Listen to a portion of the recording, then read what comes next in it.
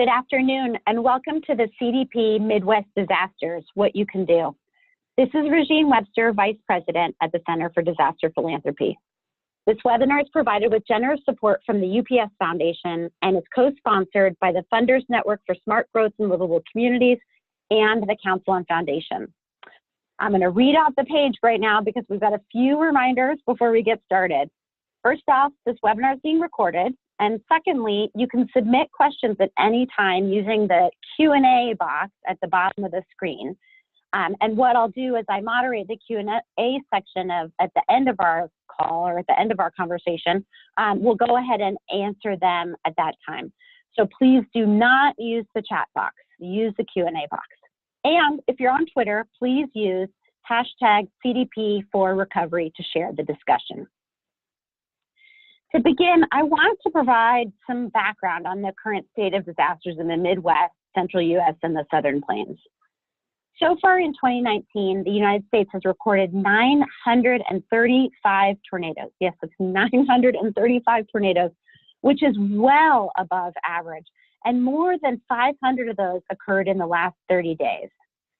But it's really these last couple of weeks, though, that moved the country from a normal tornado season to an above normal one.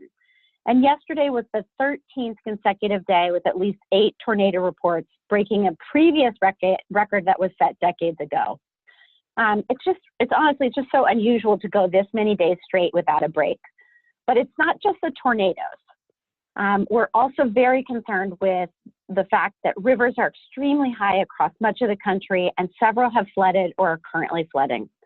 From the bomb cyclone that hit Nebraska to the flooding of the Mississippi, Ohio, Arkansas, Missouri, and other major and minor rivers and tributaries, several communities are underwater or mucking out. In other communities, the flooding is still weeks away. So to update us on current emergencies across much of the area and what funders can do to help, we've got with us the following speakers. Dr. Dennis Todey is the director of the United States Department of Agriculture, the USDA, Midwest Climate Hub in Ames, Iowa. The hub delivers actionable climate information for agriculture in an 8-state region covering most of the Corn Belt. John Pyron is the director of disaster services for Lutheran Social Services of Central Ohio, the Lutheran Church Missouri Synod Ohio District Disaster Response Coordinator, and the Midwest Regional Facilitator for the Lutheran Disaster Response of the United States. Our own Nancy Beers is the director of the Midwest Early Recovery Fund, which focuses on supporting vulnerable populations following a disaster in a 10-state region across the Midwest. Phil Lakin has been the chief executive officer at the Tulsa Community Foundation since 1999. He served also as one of the city of Tulsa's 9 elected city councilors since 2011. You can hear that our panelists are all disaster experts and certainly vastly knowledgeable in this area. So I'd like to say welcome and thanks to all of you for taking your time away from your work on these disasters to speak with us today. I'm going to turn first to Dennis. And Dennis, let me go ahead. I'm going to actually put 3 questions in front of you, and then I'll just let you, free form your answers using the slides that you also have to describe these answers.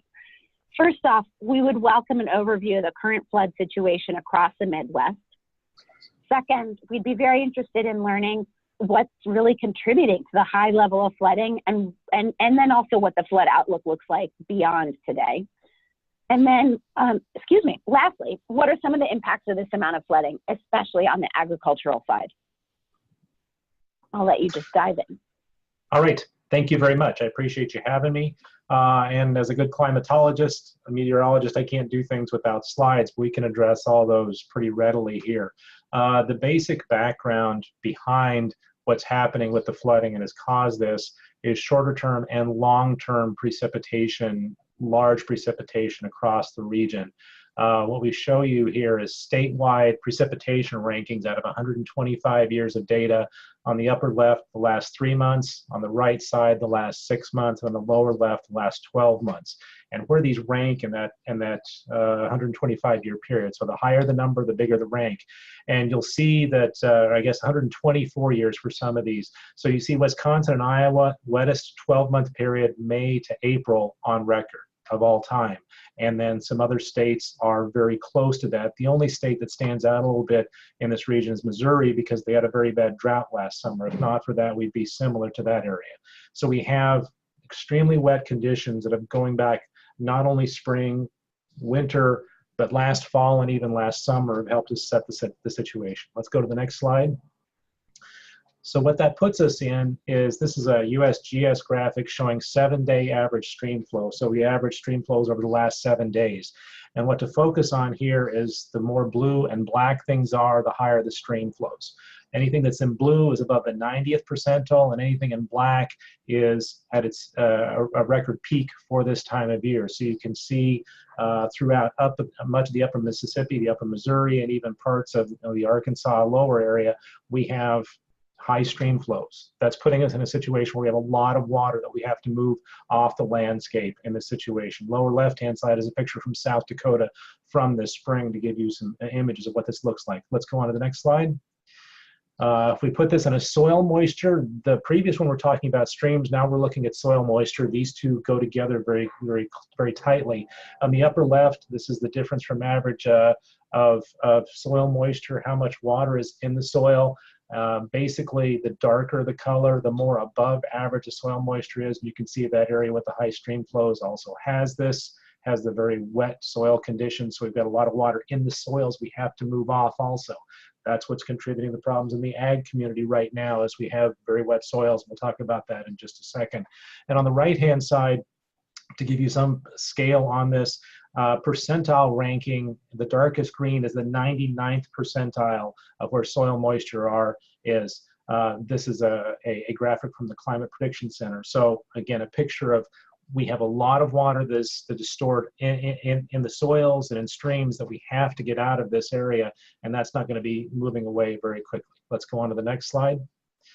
What that is doing from the ag community standpoint, these are graphics from the Office of the Chief Economist of USDA. It's data from USDA National Agricultural Statistics Service on planting progress.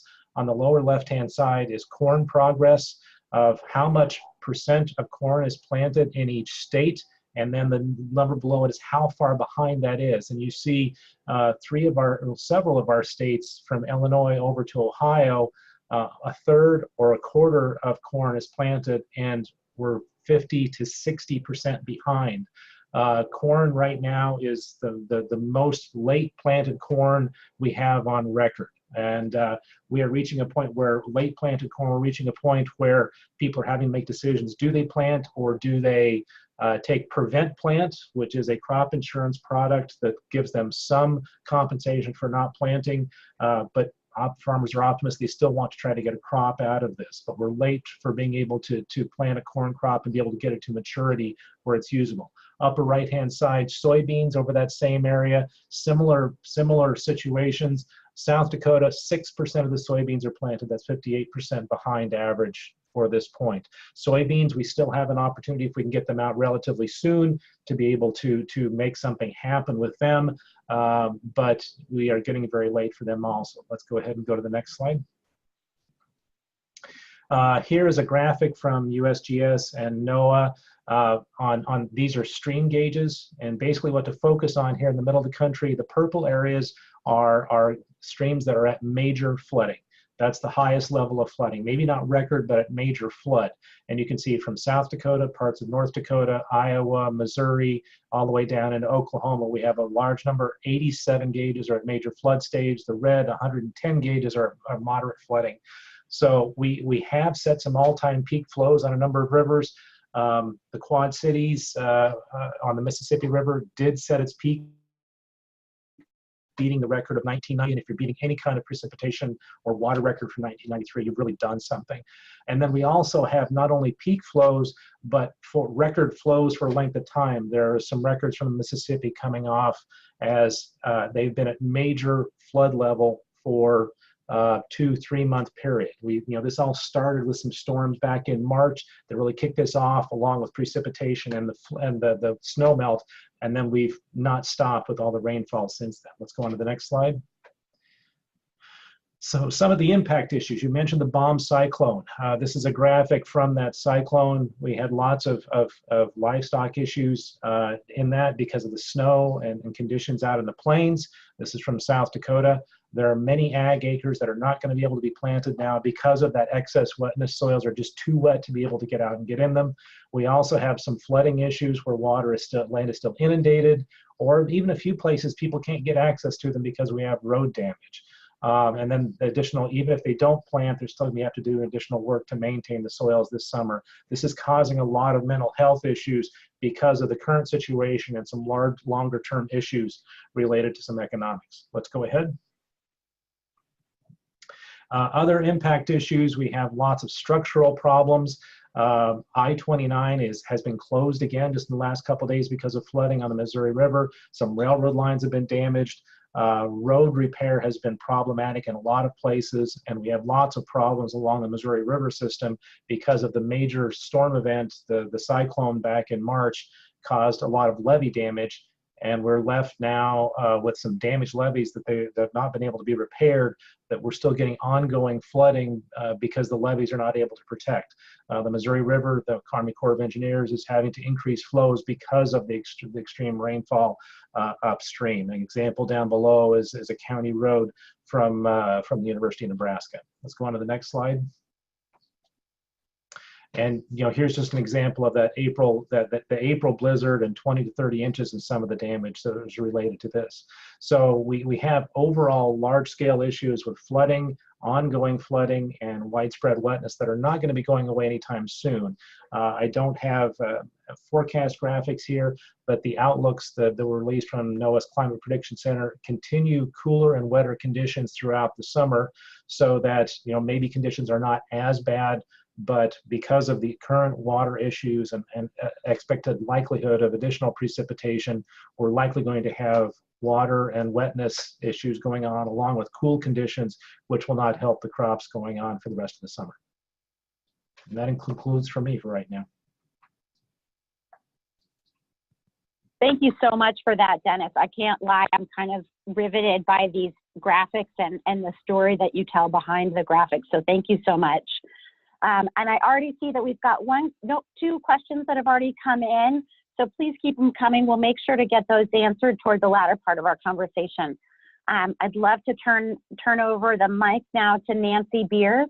Again, Nancy's with the Center for Disaster Philanthropy and leads our Midwest Early Recovery Fund. She's got subject matter expertise in all things Midwest, including capacity building, disaster case management, and meeting the needs of young children.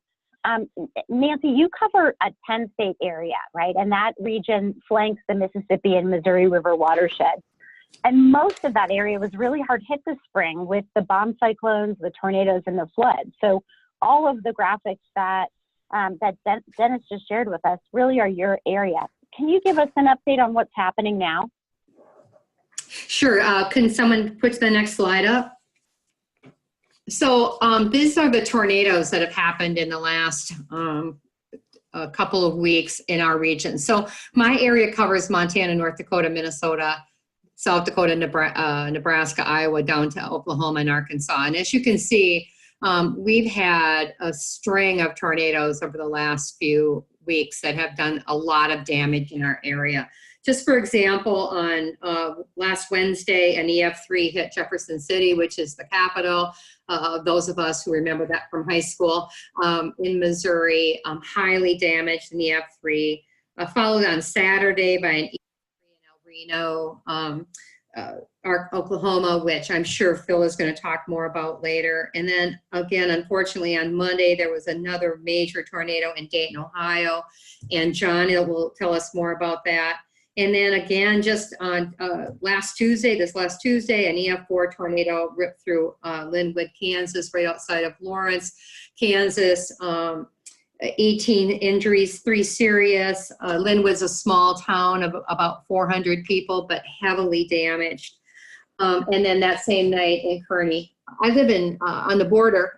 That one dot right there on the border of Minnesota is probably right right near where I live. On Monday, we had 10 tornadoes, confirmed tornadoes in Minnesota, not doing a lot of damage in of course, cities, but what happens with many of these tornadoes, especially in Kansas and Nebraska and Iowa, is they hit highly rural areas. So even though we don't hear about them on the news and they don't make much news coverage, because the ones I just covered are all very urban disasters, these rural disasters impact many small communities like Linwood, for example, with 400 families, is going to have a real difficult time recovering.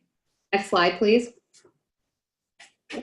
But what we really worry about here at the Midwest Early Recovery Fund is flooding. And the reason for that is because typically 90 to 95% of people who lose their home or their outbuildings in a disaster are covered by insurance. Unfortunately, in the Midwest, even though we have a lot of rivers and tributaries, we're not necessarily, most people don't live in floodplains. And so we have all these major rain events that have been taking place over the last several years, inundating our lands with a lot of water, but they're unusual. And most people don't have flood insurance. So typically in a disaster in my 10-state region, less than 10%, sometimes 0%, oftentimes 2 to 5% of people are actually insured. So that means if you lose your home in a flood, you are going to depend on the generosity of oftentimes of strangers, your 401k plan or whatever, to get your life back together. Regine? Yeah, so you know, one of the ways that CDP can help in this, in terms of what you said of helping communities recover from a disaster, is through that Midwest Early Recovery Fund. And you and I both know that fund really does work to embed recovery immediately after a disaster. But I'd love it if you would tell our audience more about how that works and how you use that strategy. And sure, also, sure. while you're at it, give us some examples of your work. Yeah, great question, Regine. So I want to mention the fact that, you know, Nebraska and Iowa, two of my states, were extremely impacted by the bomb cyclone. The bomb cyclone flooding has gotten lost a little bit in the last month or so because of all the extreme flooding on the rivers and the tornadoes, of course. But the bomb cyclone really damaged a lot of from middle to eastern Nebraska and western Iowa, with huge damages. There's in rural communities over 2,000 homes and 3,340 businesses have been damaged in Nebraska alone. And in western Iowa, 59 out of Iowa's 99 counties were declared at that time. This is way back in March, with an estimated of $1.6 billion in damages. And as many as almost 25,000 homes were impacted in Iowa. So we've been invested in those communities since that happened. And we do that by, we recognize that there's this critical stage for people who've been impacted, right? And during this early relief stage and response stage, lots of agencies show up. The communities gather together. Volunteers sort of seem to come out of the woodwork. People are driving into your community. There's all this energy around what's going on in your community. And that's all good news. It's also the time when people actually financially contribute to a disaster. We know here at CDP that contributions highly fall off after 30 days. I mean, almost to nothing. And in the Midwest, it's probably much shorter time period than that. And so here we are with all these damages in Nebraska and Iowa, and how are we going to get people help? Well, there's this early stage where all these people are helping, but it doesn't take long, 15, 30 days. And most of those chainsaw crews, most of those muck out groups, volunteer groups are gone. And people are left with this idea of what are we going to do? We have a home that's highly damaged. Even if we got a FEMA max grant of $33,000 or so, we have damages way past that and we don't have insurance. And how are we going to recover? And what we've learned here at CDP is the nonprofits in those communities who work there every day and know their citizens and know their community well are often on the front lines of this work. but they often do it without any funding and with any support. And they already oftentimes are working with a skeleton crew. So we at CDP help to build the capacity of those organizations, as well as setting up unique processes that are specific to disasters. So what I mean by that is what we here call early recovery services. So helping communities set up long-term recovery committees and staffing those long-term recovery committees with directors or with disaster case managers or reconstruction managers or volunteer coordinators. We have learned, well, I've learned through years of this work and working with lots of nonprofits, is that they really want to do this work, and it's best if we build their capacity to do this work instead of bringing people in from the outside, because number one, they know their community the best, but secondly, that knowledge and that understanding of how to do this work really stays in that community. And as we've seen in the Midwest, we have communities, some communities in Missouri who've been flooded 3-4 years in a row. We've got places in Iowa that, certainly 1993 and in 2008 have suffered high damages, but that retaining of that knowledge now in those communities will really help them in their recovery process now. They don't have to learn from scratch here. They've got some knowledge of how to do that. Hey, Nancy. Mm-hmm. When we were in the webinar green room and we were speaking with the other speakers just to make sure our audio and our tech were all organized and we could hear each other, one of the things that I asked everybody for help with was building a sense of urgency so that people on the line would know kind of what to do and how to do and see how important and critical this work is right now today, given all the flooding, given all the tornadoes, given what you and Dennis have laid out. So how do you convince funders to get involved? Well, such a good question. I encourage communities to take this on as their own responsibility. It's very difficult to depend on this kind of national strategy that people are going to come into your community and suddenly start funding things. It's really important that communities understand that if they are really going to help their communities recover, it's their responsibility to develop resources to do that. And that means, which is really uncomfortable oftentimes for people, but they have to market their disaster. They have to make communication policies around making sure that their disaster stays out in the forefront. It's our responsibility at CDP to educate funders or people who want to invest in disasters, that they understand that what you see on TV is just the beginning of a long, long process that's going to take place in a community. So when you see something flooded and it seems like that everything must be okay because you haven't been hearing about it, the opposite is true. The real work has begun. And so what we want people to understand is that, investing in recovery, which is the most expensive and longest phase of the disaster cycle, is critical to make sure that communities can not just recover, keep people in their communities, prevent blighted neighborhoods, make sure that the economy stays healthy, and making sure that everybody in that community is helped. So we really encourage our nonprofit partners who already work with new American populations, populations who are maybe marginalized for all kinds of reasons. We help those nonprofits do outreach and education to those populations to make sure, and to their long-term recovery committees to make sure that they're included. But the sense of urgency in the Midwest, I haven't seen this since I began this program 6 years ago. This is a really difficult time for the Midwest because it's so widespread. So, usually we have a state or two. Iowa gets flooded, or Nebraska gets flooded, or Arkansas gets flooded. We've had 2 or 3 floods in the last few years in Missouri, but this is the entire region now that's been impacted. So we are really going to have to keep this story in the forefront of donors to make sure that they understand that this impacts their lives in so many ways. The Midwest provides most of the food and clean drinking water for the entire United States.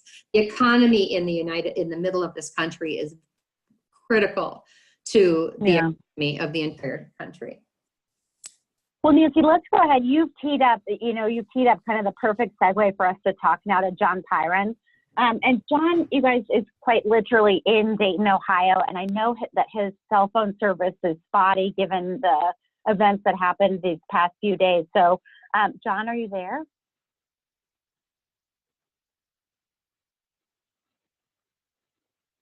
Okay, not hearing John. We're going to go ahead and start chatting with Phil Lakin, who again also is in the thick of disaster response efforts in Tulsa, Oklahoma.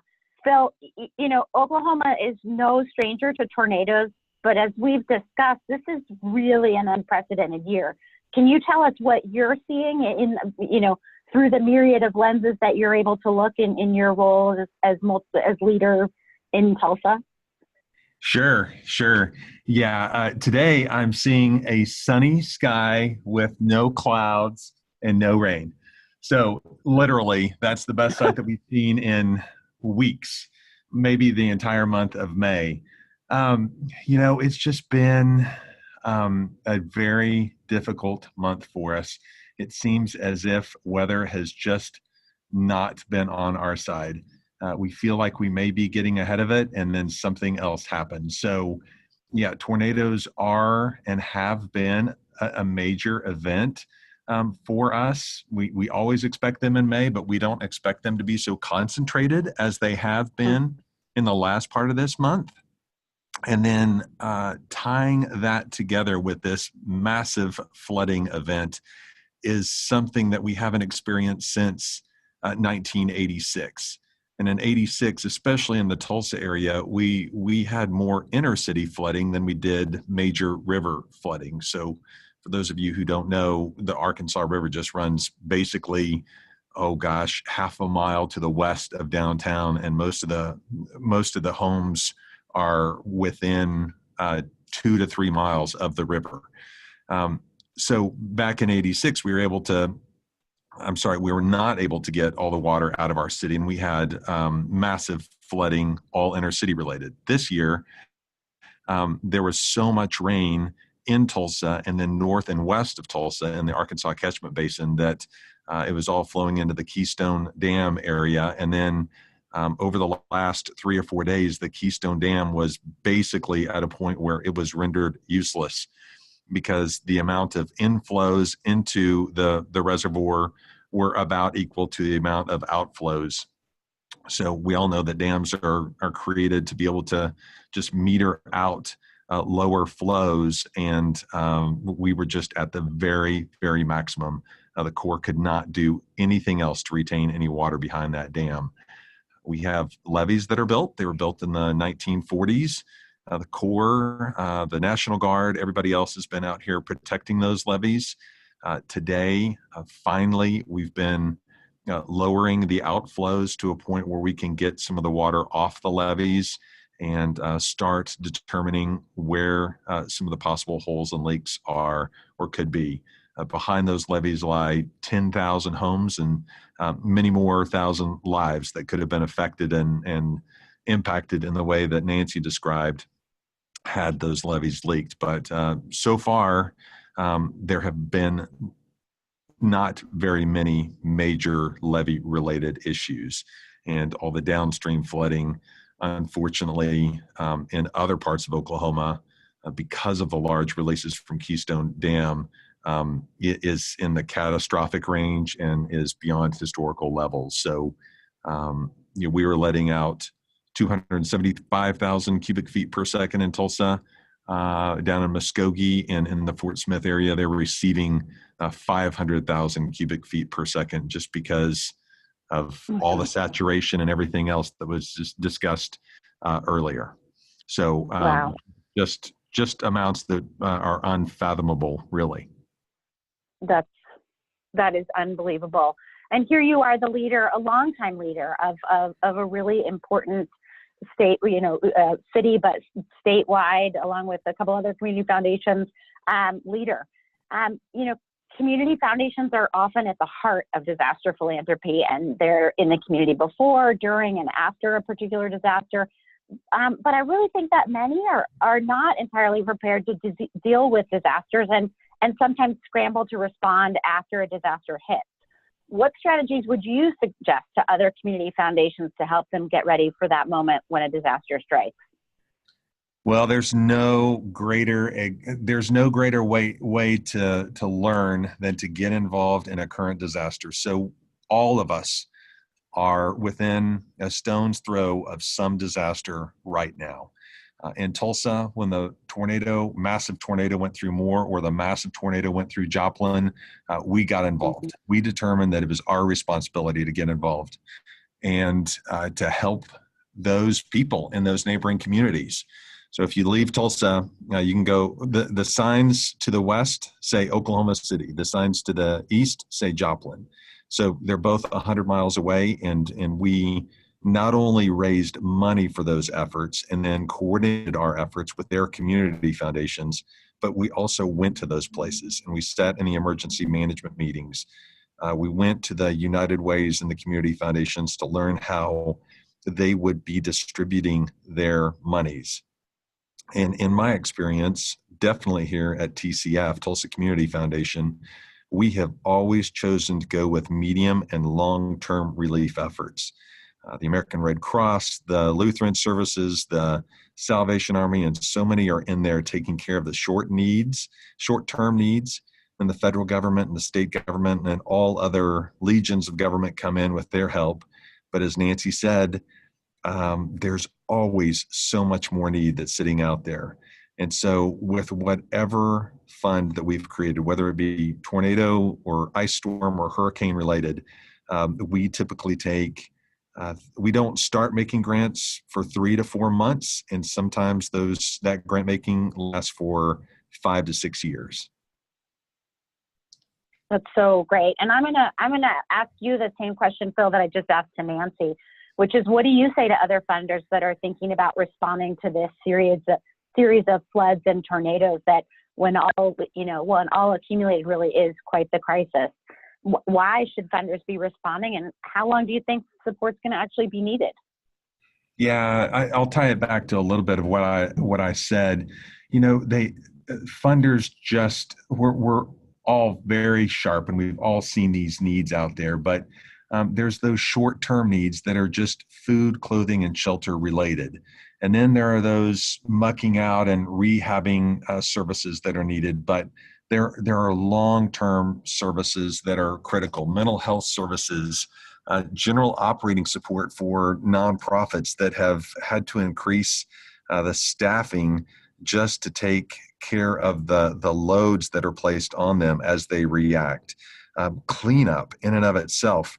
We typically make some of our most major grants to local nonprofits that have been organized just to help rebuild and just to clean up. It's not just for this disaster, but they're always out there rebuilding homes or doing other similar kinds of works. And so we just know who those organizations are and what their mission and purposes have been. And I think if national funders have an interest in supporting particular local efforts, they should always try to work with those local communities, community foundations, or United Ways. In Tulsa's case, for a local disaster, we always team up with our United Way. The United Way knows our social service needs. They have agencies tied to them that know those needs. We're really good at fundraising. We're really good at grant making at the Community Foundation, but we need a collective impact through that particular community partner. And then we'll broaden that scope as well, because obviously the United Way doesn't extend its reach into every nonprofit that needs support or is helping citizens. That's so helpful. Thank you so much, Phil. I appreciate it. Now, let me just do a little sound check here on John. John, are you here? Can you hear me this time? We can hear you this time. Regine? Yes, it's nice to hear your voice. Right. So I explained to everybody Well, that, thanks for having me on. no, it's great. I explained to everybody that cell phone service is a little spotty, so we'll just cross our fingers that the next little bit here we can hear you, and get a sense for what you're experiencing right now. You know, we know that Ohio has flooded in the past, but that now Dayton was hit by a tornado this week. Can you just tell us, you know, a little view from the ground? What are you seeing? Sure. Yeah. Thanks again for having me. And apologies. Being a little out of pocket. I'm standing on one leg and with some aluminum foil. Hopefully this will hold. But we have now had confirmed tornadoes in Ohio. Most of those in western Ohio from the 27th. 3 of which were EF3s. And as you missed out, the call at least twice and dropped off Zoom a couple of times as well. Signal is still spotty, and I was actually one of the neighborhoods that was severely impacted.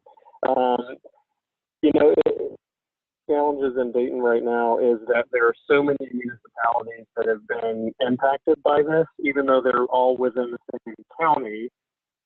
They're so very different culturally. And there's a long history in Dayton of discrimination and racial injustice. All of those cultural components also come to pass, even more so in a disaster, because in my experience, disasters reveal abilities that communities have had over the years as well as currently have. So we're seeing a lot of challenges in education, a lot of challenges around just making sure that folks who are connected with assistance that they do need. And that's been, as we're now, actually my family and I just got our power back on last night at about 11:15. So that's been really interesting in trying to work and coordinate response, you know, early response efforts and move toward recovery when, you know, we don't as a family still have power. So my day got infinitely better last night. Well, that's a quote, John. Your day got infinitely better last night. There's a whole lot to be said about power, isn't there? You know, from your long time experience in disaster recovery, what do you think the medium and long-term needs are going to be for communities, not just Dayton, but also other tornado and flood affected communities in, say, 6 months and 2 years? Sure. You know, I think there's going to be obviously a lot of housing need. I think that's what we're so quick to always look to housing because that's the most visible need. And I think almost the more important needs are those that are not visible. The spiritual and emotional needs, mental health needs, that may have been there for a long time. A lot of the effects of poverty are going to play out. What's so important to me in this whole process is not thinking myopically of just the actual physical effects of the disaster, but partners, you know, through the volunteer organizations active in disaster network, but also the national volunteer organizations active in disaster. All those partners together to really start looking at communities in a holistic perspective, not only as immediate needs, but then as just as medium and long, looking at economic development, how we're using, you know, a traumatic event to then leverage strength and capitalize on the inherent strength of communities to really build more resilience. Like this happens again, that community fabric is so much stronger that those community members are able to occur on their own without external assistance. Last question for you, John, is it relates to some research that we released last week that showed that average U.S. households donate about $80 a year to disaster aid. And as we've touched upon across the course of this conversation, many of those dollars comes in the first few days following a disaster. How would you convince donors and funders to invest in long-term needs? I think that's a great question, and it's always I think, you know, one of the things myself in thinking about disaster response. What would I want my community to look like? What would I want my community response to look like? I was in the shoes of this survivor that's standing in front of me who's just lost their house and has the age of 5. How would I like to be treated from a community perspective, and how would I like my community to wrap their arms around not only that, but to walk with me through the process of assessing the trauma by a really force of nature, but then also helping me to understand how to rebuild my life, not just my house, but how to rebuild my life in such a way that it's going to be more sustainable for me as a human, more sustainable for me as a parent, and more sustainable, even more importantly, for my children as they grow up and begin to assimilate some of that experience into their own life story. Thank you for that. I want to turn now to your questions. I've got 4 open questions here in the Q&A box. So if any of you have other questions to ask, please go ahead and submit them here. Phil, question for you. What would you say is the best way for community foundations to get involved without taking concentration away from nonprofits that are providing necessary immediate services like food, water, shelter, cleanup, volunteers? Is that with funds or with sharing information? I don't know if that means community foundations inside of the communities that are affected or outside of the communities that are affected. So the ones that are inside of the community, set up a fund, start collecting assets, give the people in your community a way to give. There are so many people in our community who just keep saying, what can I do? Where am I needed? And I get frustrated with not knowing where to send them and not knowing what to tell them. Because volunteer opportunities in some situations are limited, but those people still want to do something, and they can do something by giving, and they'll feel good about doing that, especially if you have the kind of reputation that you need to have and already have, I'm assuming, as a good, reputable community foundation. If you're outside of the community and are nearby, so let's just use Tulsa as an example. I told you that we helped support Joplin and Moore whenever they had their tornadoes. It was super easy for us to raise millions of dollars in both of those cases because, again, they were our neighbors. We drive through those cities. We know people in those towns. And we told all those donors or all those prospective donors that we were going to work with those community foundations in order to put that money to its highest and greatest need through our efforts with those community foundations, so that we would not be trying to figure this out on our own. We would be working collaboratively with the people who are doing the same kinds of works. You think I covered that question, not knowing really the focus of it? I think you did great. I think that was Okay. perfect. Thanks. Okay. Question probably for John or for Nancy. Can you give us some context regarding the number of displaced people in the past few weeks compared to a recent hurricane?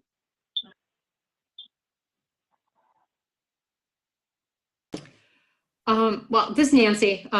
Since John's a little hard to understand or hear, I'll pipe in first. I was thinking about an interesting question because I was thinking about that today. And I think, I'm not sure that we have as many people displaced today as we're going to have displaced.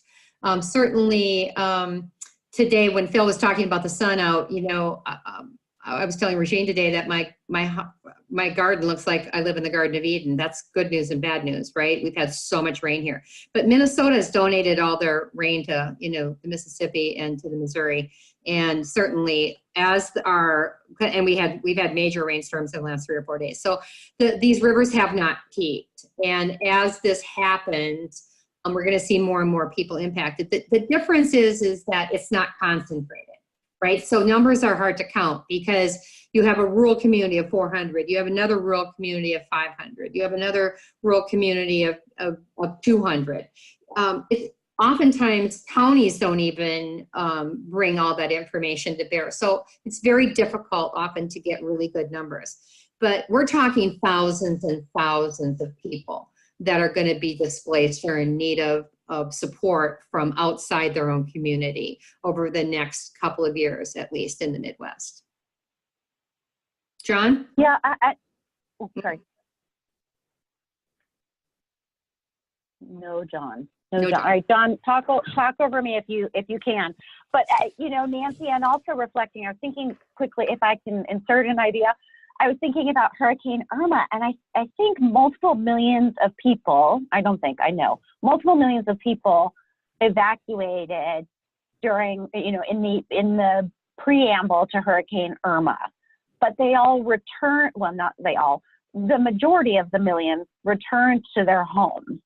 But I'm wondering about, so then it makes me wonder about the duration of displacement, and if there would be any, you know, research or evidence about the duration of displacement that could be telling or informative to this discussion. I don't have answers on this, but it would be curious to learn that. I do have another question for Phil here. Can you talk about how community foundations use their endowment or unrestricted funds when it comes to disasters? I wish I could. We have $4.2 billion at the Community Foundation, and we have $10,000 of that that's unrestricted. So I wish I could learn from somebody else relating to that. I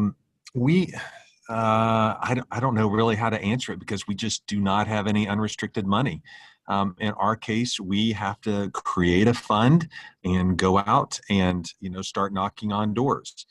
The way we do it typically is we find 4 or 5 lead donors, which helps to set the bar for other potential donors.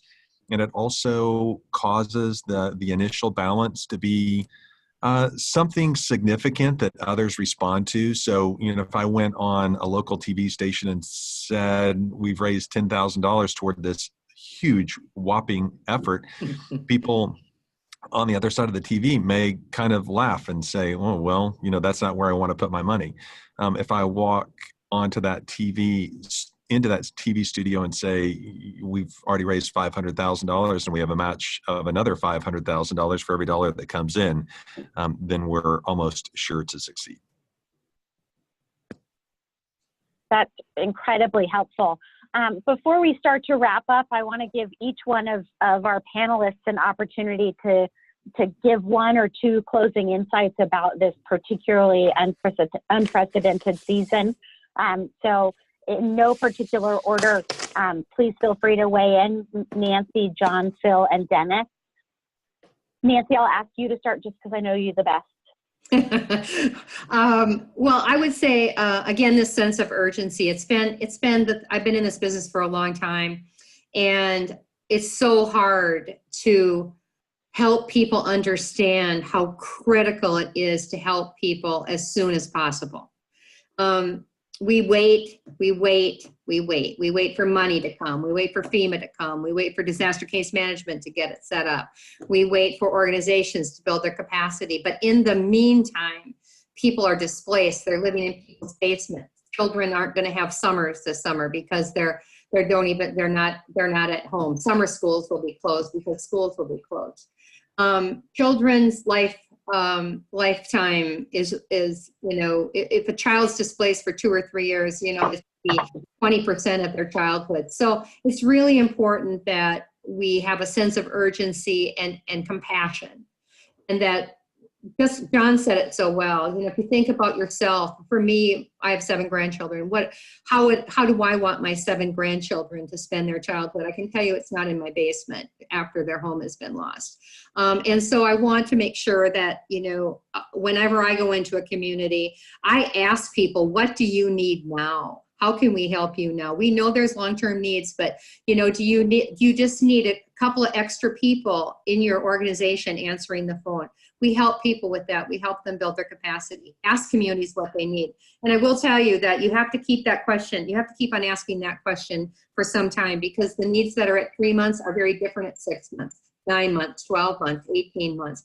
Those needs change over time. And then the other thing that's been mentioned a couple of times, and I just want to say, is that it's also really important that we remember that mental health services are already challenged in rural communities and in rural America. And certainly we want to make sure that the emotional, spiritual, and mental health needs of these people are met. Dennis, how about you? Regine, Oh, we've got John. We should take John while we have him. Go ahead, John. hey, to tag in with really what Nancy said.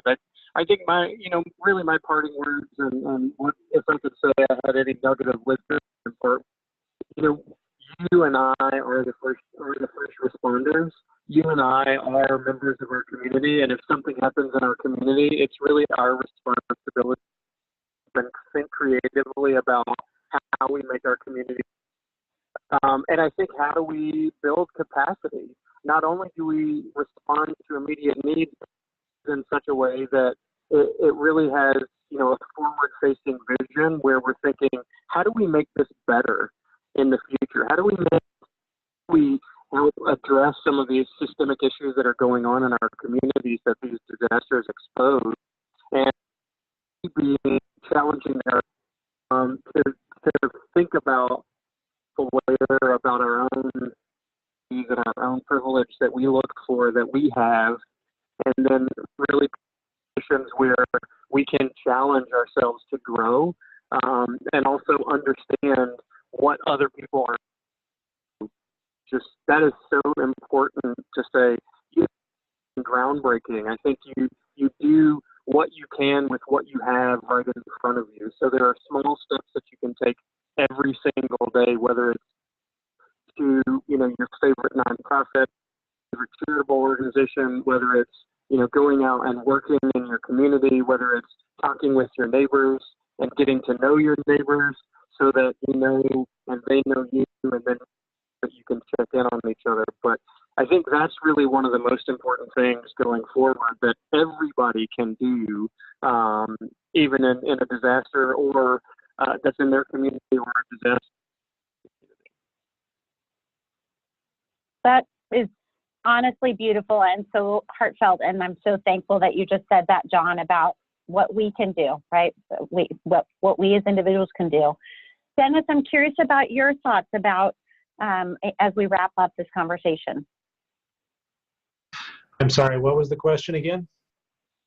Oh, just if you have any parting thoughts about what you're seeing in terms of this disaster season that we're in, and in thinking about how the philanthropic community can be prepared to respond and respond effectively. Well, from the weather and climate side, this is not going away anytime soon. There's ongoing issues that are going to be with us for the summer, even if things aren't much worse for the summer. If people remember 1993, things actually got worse in June and July. So I'm not calling for that. But if we were to get, stay bad or worse, which is a possibility, then our situation is really even more critical from the ag side, from the flooding side. So, but the easy question is that this is not going away anytime soon, and the hardships are going to stay with us for a while. And that's again a call to action, a call to stay attentive to this. So I appreciate that. Phil, how about you in terms of your final words of wisdom for this group on the phone? It may be. I'll bring out 2 points, and I should have brought it out when I initially spoke. But one is, floods are just so different than tornadoes. With tornadoes, you have, I don't know, as an individual family, 5 or 10 minutes to react at the very most. With this flood, thankfully, for most people along the corridor, we were able to give them 12 to 24 hours to get their stuff ready, to move their furniture up to higher places, to be prepared to evacuate from behind the levees. That was only possible, though, because we chose to communicate with them. We told them that our flow rates back in 1986 were 305,000 per cubic feet per second. And we said, this is what the flood will do. This is where we predict it will go. These are the homes that will be affected. If you're in this area, we don't think we're going to 305, but you need to prepare. And I cannot tell you how overwhelmingly positive the response has been from the citizens, that we just said, this is what we know. We're preparing for the very worst case and hoping and praying for a different case, but get your stuff together now and be ready to go. That is an important point. Thank you so much, Phil, for that, the time horizon and just being an effective communicator, right? Such an important skill, and everybody appreciates it. And being very transparent. And being very transparent, exactly. Well, I'm going to start to wind us down, or as we hit the top of the hour, and I want to share with you a little bit about what the Center for Disaster Philanthropy has done. Last month, we launched the CDP 2019 Midwest Disaster Recovery Fund, and it's going to be managed in a similar manner to the Midwest Early Recovery Fund that Nancy leads, by providing communities affected by low-attention disasters with recovery resources through a timely and consistent grant-making process. These recovery fund dollars will be invested shortly to ensure that recovery begins in a really timely manner. And we know from previous experience, as we've already discussed on this call, that the focus of most individual giving is in the immediate relief phase. But as all four of our panelists have shared, there's going to be ongoing needs to assist with recovery for years to come.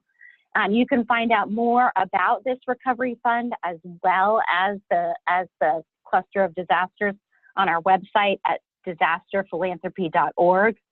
And then to those of you who are on the line who may be planning a disaster response and funding for it, CDP has many additional resources and information on our disaster philanthropy playbook, and you can find that at disasterplaybook.org. We also want to be really respectful to all y'all's time, and so we are going to, as I said, wrap it up. I just want to give the heartiest of thanks to Dennis, Phil, John, and Nancy for taking their time to share these very important insights. Again, several of our panelists are quite literally in the middle of flooding and tornado situations. I also want to give special thanks again to the UPS Foundation for hosting this webinar, and also to our co-sponsors, the Funders Network for Smart Growth and Livable Communities, and the Council on Foundations. And to all of you participants, thank you so much for joining us. If you do have any questions or thoughts that weren't addressed during today's webinar, you are more than welcome to email me at Regine, it's REGINE, .webster@disasterphilanthropy.org. And I just want to thank you all for your interest in this important topic. And all manner of thoughts are going out to the Midwest right now from the Center for Disaster Philanthropy team. So thank you very much for joining today.